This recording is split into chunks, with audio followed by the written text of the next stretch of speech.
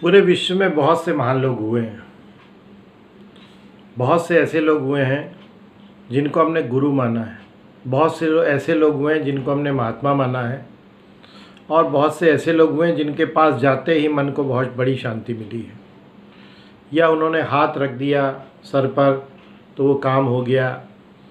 उनके पास पहुंच गए, मन में अपने बात कही, वो समझ गए और वो बात पूरी भी हो गई। बहुत से ऐसे गुरु हुए, बहुत से ऐसे महात्मा हुए हैं और बहुत से ऐसे संत पुरुष हुए हैं जिनमें ये गुण पाया जाता था। और बहुत से ऐसे भी हुए हैं जो बहुत बड़े बड़े चमत्कारिक बाबाओं के रूप में प्रसिद्ध हुए, लेकिन उनमें ये गुण नहीं विकसित हो पाया। ये बहुत थोड़े से लोगों में विकसित हुआ।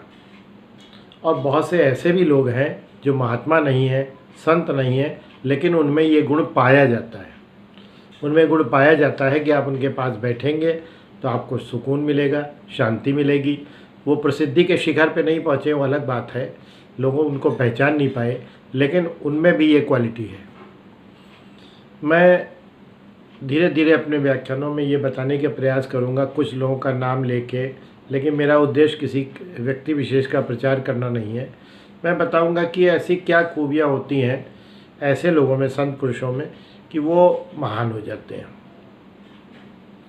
ऐसे लोगों में क्या खूबियाँ होती हैं जो कि वो महान हो जाते हैं। कुछ तो उनके अंदर ऐसी विशेषता होती होगी। अब जैसे आज हम साईं बाबा जी का जिक्र करते हैं, बहुत भक्त हैं उनके, साईं बाबा जी के बहुत भक्त हैं और बहुत दूर दूर से आते हैं।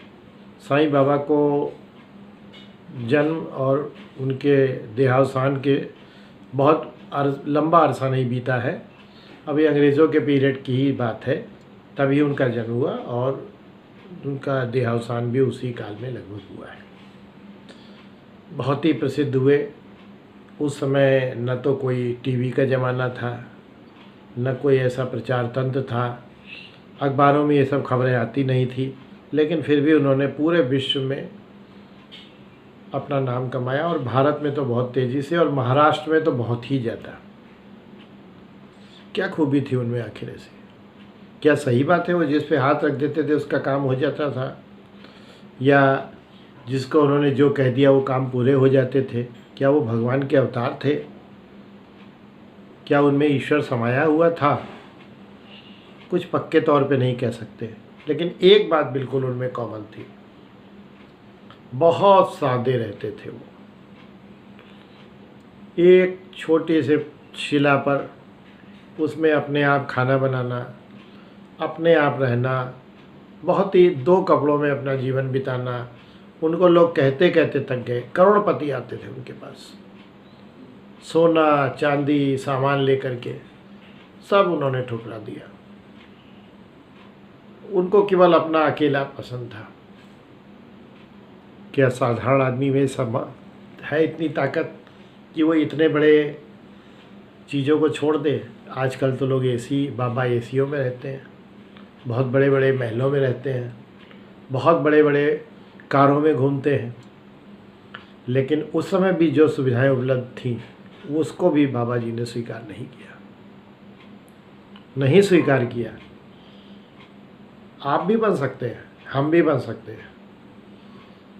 सांसारिक मोहमाया एक ऐसी चीज़ है, ये जब तक ये है मन में, तब तक आप महान नहीं बन सकते हैं। महान व्यक्तियों की पकड़ है, महान व्यक्तियों को पहचानना बहुत सिंपल है। उसको किसी चीज़ का मोह नहीं होता है। हो सकता है कि वो किसी बड़े मकान में भी आपको मिल जाए। मैं आगे चल के कुछ ऐसे महात्माओं के विषय में भी बताऊंगा।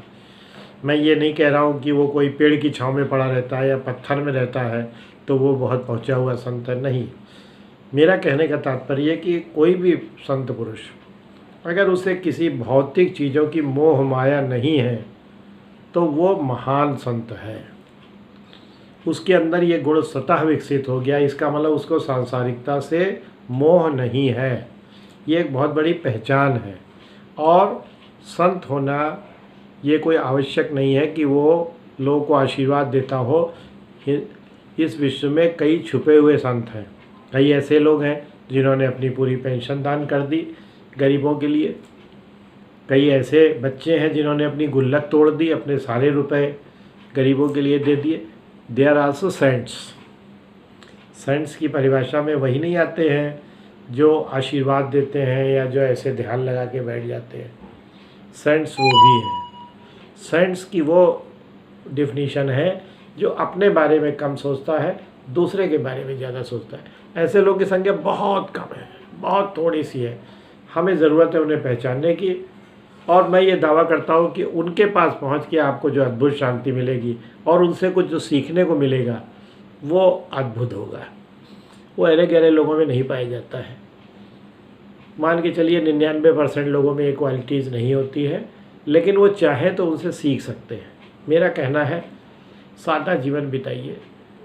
सेंट बन नहीं पा रहे हैं तो सादा जीवन तो बिता ही सकते हैं। सादा जीवन उच्च विचार है। जीवन का ये उद्देश्य लेके चलिए। राधे राधे।